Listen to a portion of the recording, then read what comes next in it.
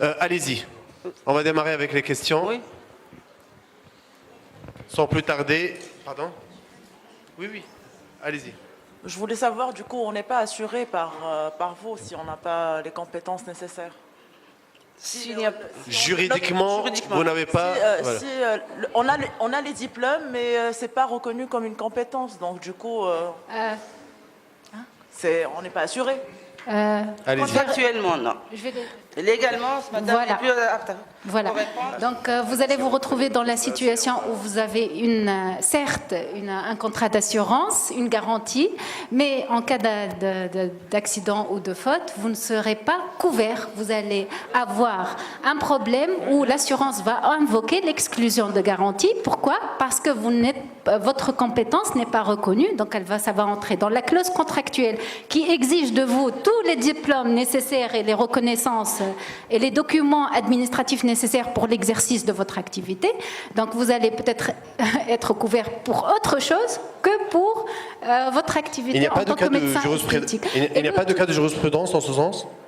Voilà, je vais répondre à votre question et continuer. Le problème de la médecine esthétique, c'est que par la jurisprudence, c'est établi que ce soit ici ou en Europe, le médecin esthétique est tenu principalement par une obligation de résultat. C'est là où se pose le problème. Donc on sort du cercle de l'obligation de moyens. Si en fait la chirurgie réparatrice et pour les chirurgiens qui font des actes de réparation, c'est une obligation de moyens et pour tout le reste, c'est une obligation de résultat. Écoutez, voilà un micro, déjà, c'est plus simple pour que le débat... D'ailleurs, en Tunisie, c'est une jurisprudence établie, donc la médecine esthétique, elle est régie, et le médecin esthétique est tenu par une obligation de résultat, et à partir de là, même il n'y a pas de texte de loi, c'est la jurisprudence qui fait foi, puisqu'on est face à un silence législatif, on va chercher la solution dans la jurisprudence, dans les arrêts de la Cour de cassation. Et les arrêts de la Cour de cassation, c'est une jurisprudence constante et établie quant à l'obligation du médecin esthétique comme obligation de résultat. Et là, je reviens au consentement de votre patient. Lorsque vous leur montrez des photos avec des résultats bien précis, vous allez influencer les attentes légitimes de votre patient. Donc, à partir de là, si vous n'atteignez pas le résultat que vous escomptez ou que vous avez montré sur la photo, vous allez automatiquement engager votre responsabilité civile. Donc, je vous conseille toujours de relativiser, en fait. Il y a une part d'objectivité, mais essayez de relativiser lorsque vous donnez des informations pour vos patients et leur dire qu'il y a toujours, on va dire, 5% de risque que vous n'atteigniez pas ce résultat exactement. Juste par précaution et pour essayer d'éviter d'engager votre responsabilité pour un manquement à votre obligation de résultat. Parce que du moment que le résultat n'est pas atteint, votre responsabilité est engagée. On n'a pas besoin de preuve de faute. Vous comprenez ?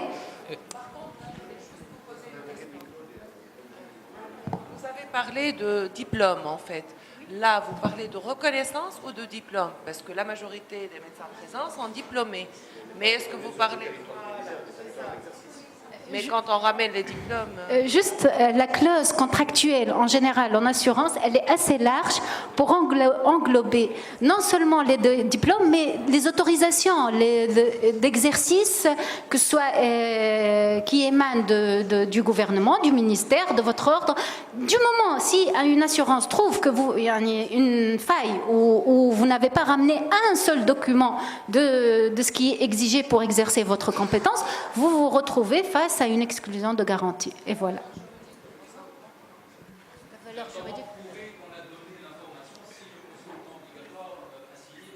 Voilà, on est redevable d'enregistrer l'entrevue, par exemple. Quels sont les moyens de protection?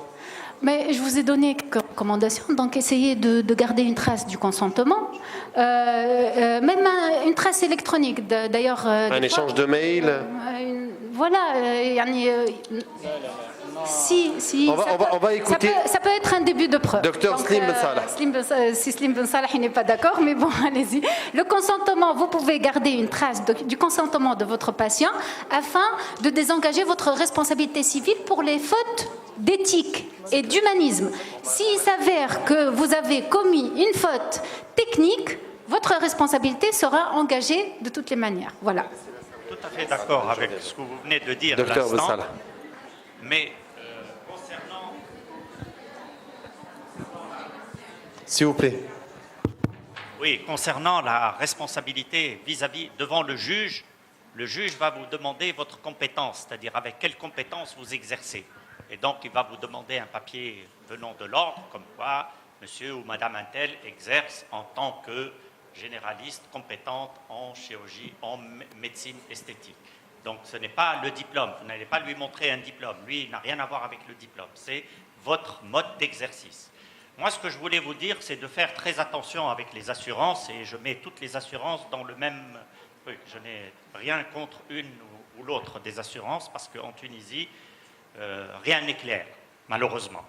Nous, on a vu nos assurances annulées, pratiquement, beaucoup de médecins ont vu leur assurance annulée par les assurances privées lorsqu'ils ont appris qu'il va y avoir un fonds d'indemnisation. Ils ont multiplié par 2 la prime de nos assurances. Ils nous ont envoyé un ultimatum pour nous dire bon, on va augmenter. Si vous n'êtes pas d'accord, dites-nous si vous êtes d'accord ou vous n'êtes pas d'accord. Et après, ils ont rompu le contrat. Lorsque vous faites un contrat avec une assurance, il faut lire toutes les lignes, tout. Ce qui est en gras, ce qui est en moins gras, ce qui est un truc, parce que sinon, vous allez vous faire... Qu'est-ce qu'on écrit en petits caractères? Voilà. Hein? Pourquoi ce choix de petits caractères? Et ça, je l'ai appris avec mes maîtres de la faculté de droit, parce que je suis un étudiant à la faculté de droit actuellement, et pour faire un master en droit de la santé, et on a appris que, en principe, certaines des exceptions doivent être écrites en gras. Hein? Voilà. Merci, j'ai appris ma leçon. Et donc, ça, il faut faire très attention. Alors, pour revenir, est-ce que vous êtes assurable ou vous n'êtes pas assurable? C'est-à-dire que même pour les médecins, moi je suis chirurgien pédiatre, la réparation des malformations, écoutez bien, des malformations congénitales des enfants, elles ne sont pas assurées. C'est-à-dire, si moi j'opère un enfant, et c'est prêt dans mon contrat, je suis chirurgien spécialiste, et mon activité c'est de réparer les malformations. Et s'il m'arrive un accident ou un incident, ou si quelqu'un veut porter plainte contre moi, je risque de payer de ma poche. Donc il y a des aberrations qui sont... Donc il faut faire très attention. Malheureusement, c'est une spécialité qui est spéciale, qui n'aura pas un code de déontologie spécial. Ce sera le code de déontologie de tout l'exercice de la médecine. Et au point de vue responsabilité, il faut faire très attention. L'information, comment prouver qu'il y a une information? Ça, c'est le grand dilemme. Et même si vous signez un consentement, il n'est pas opposable devant le juge. C'est ça qui est surréaliste, c'est qu'on est en train de s'accommoder d'une situation juridique apocalyptique. Et on est en train de s'accommoder et de travailler, de composer avec cela, et ça s'éternise et sur la durée. Il y a une question, juste. Allez-y, monsieur, votre question. Je réponds. Oui. Ce que je vous propose, c'est un peu de synthétiser tout ce qui va se dire dans la salle et d'essayer de répondre d'une traite, d'accord? Parce que sinon, on ne va jamais s'en sortir et le débat va être très complexe. Allez-y. Pardon? Merci de nous remettre le micro dans ce cas. Oui, excusez-moi. Allez-y. Alors j'ai une question parce que, on est plusieurs spécialités et plusieurs médecins qui pratiquent la médecine esthétique. C'est-à-dire la médecine esthétique ne concerne pas que les médecins Elle est esthétiques. transversale, absolument. Exactement. Alors il y a des dermatologues, il y a des gynécologues, voilà. Est-ce que effectivement le fait qu'on soit spécialiste protège un petit peu, nous on n'est pas protégés, il y a une effectivement différence par rapport aux médecins spécialistes. Est-ce que, voilà. C'est très clair, on va poser la question tout à l'heure, allez-y. Micro s'il vous plaît. J'ai, si vous permettez, 2 suggestions à faire. La première concernant ce dilemme spécialiste en médecine esthétique ou pas spécialiste. Pourquoi on dirait un médecin qui fait de l'esthétique? Point barre. qu'il soit chirurgien, qu'il soit dentiste, qu'il soit dermatologue, il fait de l'esthétique. Et ça enlève tous ces problèmes de diplôme, qui reconnaît tel diplôme par rapport à tel diplôme. La deuxième, pour les assurances. Moi, j'ai vu un contrat américain. Très intéressant. Il y a toute une liste. Vous faites injectable, PRP, laser, et vous cochez, vous faites la greffe capillaire, voilà, ainsi de suite, et vous cochez, et en fonction de tout ce que vous faites, votre, bien sûr, assurance sera plus chère, mais vous êtes protégé. Même puisque maintenant vous me dites qu'il y a un diplôme, mais il n'est pas reconnu. Maintenant, même s'il vous donne un diplôme, mais qui n'est pas légalement reconnu, donc vous n'allez pas le protéger.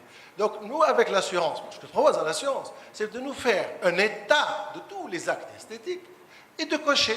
Moi, je vous dis, je fais du laser, je fais de la chirurgie capillaire, je fais de, je ne sais pas quoi, n'importe quoi. Je fais de la chirurgie pédiatrique, j'assume ma responsabilité.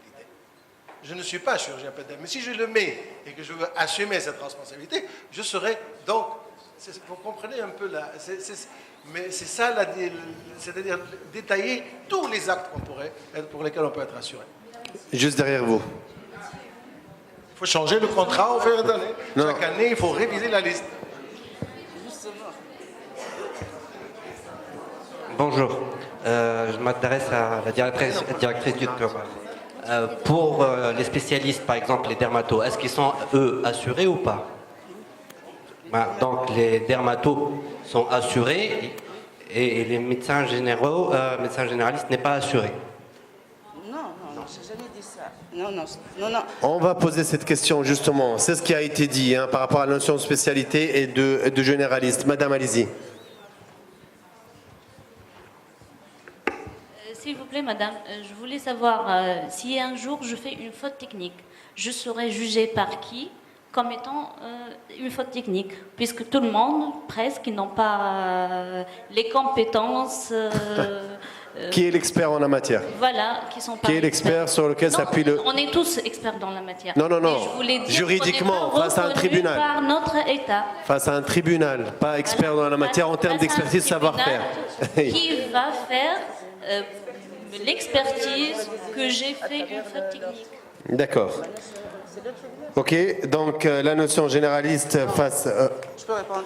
Allez-y. Bon, je commence par le contrat d'assurance. Le contrat d'assurance, c'est une relation bilatérale, assuré-assuré, composée de conditions générales, particulières et spéciales. Les conditions générales... Micro, s'il vous plaît, merci de le rappeler. Exigence du code, que quelqu'un comprenne. L'objet de la garantie et surtout les exclusions en caractère gras. Ça, c'est général à toutes les assurances.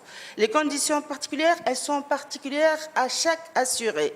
Elles sont propres à chaque assuré. Elles sont établies sur la base d'un formulaire de déclaration de risque. Il existe, monsieur, sauf notre formulaire de déclaration de risque ne peut pas être exhaustif parce qu'on n'est pas technicien de la matière. Donc, il doit comporter le maximum d'informations qui permettront à l'assuré d'apprécier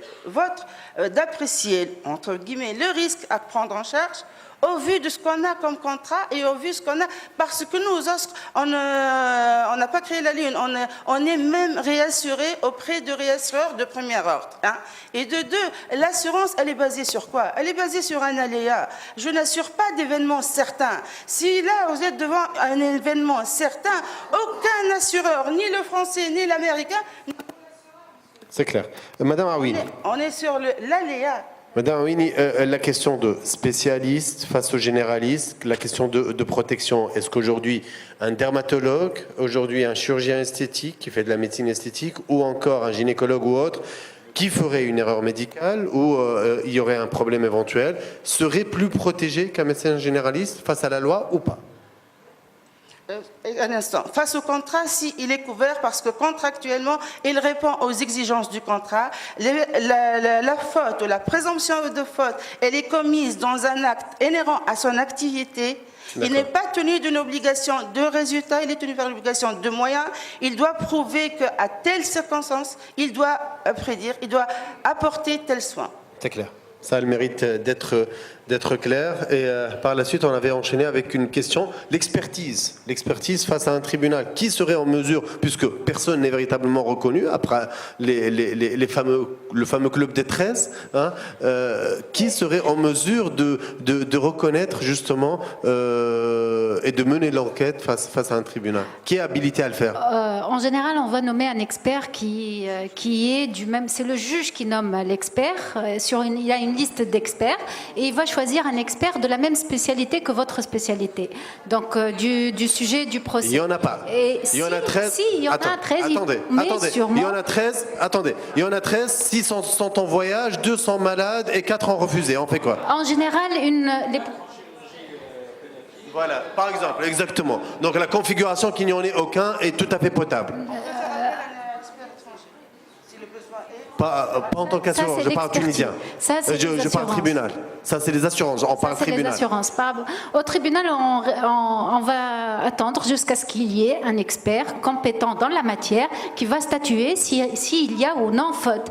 Des fois, une affaire, elle reste suspendue presque un an et demi, le temps que l'expert fasse son rapport et apporte son rapport au tribunal. Donc ici, il n'y a pas... Là, il ne s'agit pas d'une année. Écoutez, il n'y a pas d'équivoque. On replante le décor, on revient aux fondamentaux. Justement, vous parlez d'un exemple d'expert.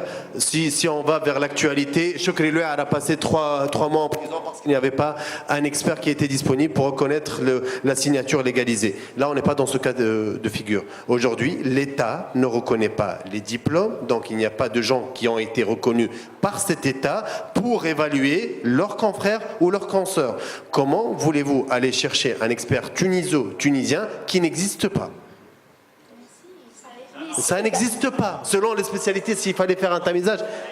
Ça existe, c'est ce que j'essaie de vous dire. Ça existe. Il y a un expert, mais tout dépend du domaine dans lequel vous avez, on va dire, agi, l'acte, que ce soit à quelle partie du corps. Ils vont appeler un expert, ils vont essayer au moins, si ce n'est pas de la même expertise exactement, mais d'une spécialité qui est très proche de la vôtre afin de déterminer donc on est dans l'approximatif. Faute ou pas.